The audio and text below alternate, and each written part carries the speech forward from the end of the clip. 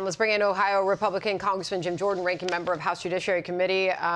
Congressman, you've been extremely vocal on your Twitter feed about what is happening at the border, asking the question, where's Kamala Harris, and is this administration ignoring the crisis at the border? You were listening to Jen Psaki speaking from the White House briefing room a moment ago. Your reaction? No, obviously they're ignoring it. We got 13,000 Haitians there in Del Rio, Texas. Obviously they're ignoring it. But I find it interesting. At the time when we have that, what does the Biden administration announce today? They announced that, for people who come here legally, foreign nationals, you're going to have to be vaccinated. And what is the Democrat Congress focused on doing? Trying to give amnesty to 8 million people who came here illegally. The American people are fed up with this. They'd like some leadership from the White House, from President Biden, from Vice President Harris, but they're certainly not seeing it.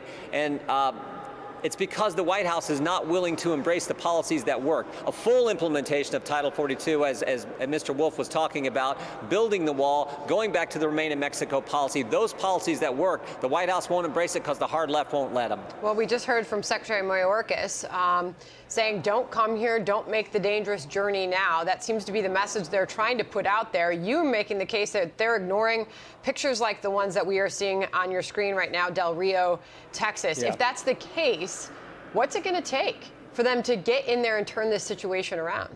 You got to go back to the policies that worked. I mean, they don't have to call it President Trump's policies. Just go back to the policies that work.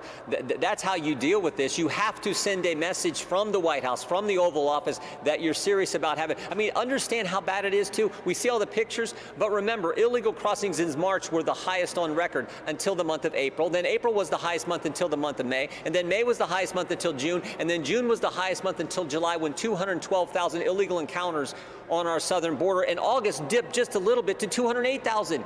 So this is the only conclusion any rational person can reach is this is deliberate, this is intentional, this is exactly what Hillary Clinton campaigned on in 2016 when she talked about a borderless hemisphere. So let's hope they change their mind and do the right thing, but I'm not holding my breath. Well, we certainly don't have any indication it's deliberate, but when pressed on Kamala Harris and where is she in all of this, you just heard Jen Psaki respond with she is addressing still the root causes. In fact, she chose to point out what they're calling progress that she is making in stemming the flow of those migrants from some of those countries. Do you have any reason to doubt that to be the case?